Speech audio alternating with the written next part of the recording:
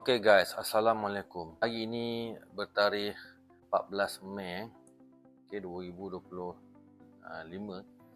Kita nak tengoklah ke mana agaknya harga emas ni akan pergi. Kalau ikutkan saya punya indikator, saya menggunakan indikator moving average 9 dengan 26.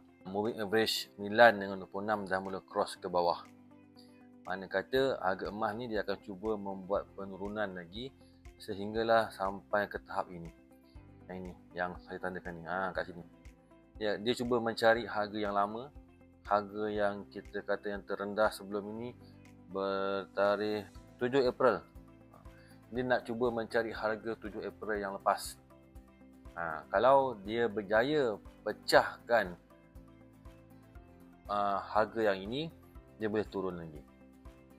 Tapi jangkaan saya kalau dia turun pun dia tak akan turun sampai bawah lah. Dia akan turun pun mungkin dia akan turun sampai setakat harga yang pada ikut harga tarikh 7 April yang lepas, dan dia akan naik, membuat semula kenaikan. Dia akan pantul balik naik ke atas.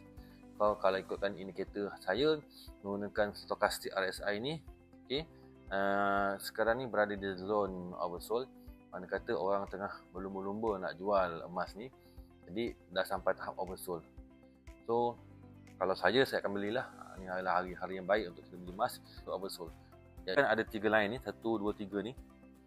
So kita ambil yang line yang bawah ni. Bawah ni adalah line oversold. Yang tengah ni middle lah.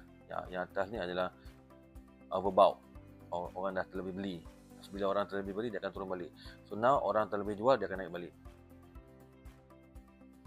Harga sini, harga dekat oversold, harga dia rendah. Sini harga oversold pun harga rendah kan, nampak dia rendah. Sini harga oversold rendah juga. So kita beli, kalau saya akan beli kat harga yang kat sini rendah lah, kat sini, kat sini, kat sini. Okay, so itu sajalah ramalan saya.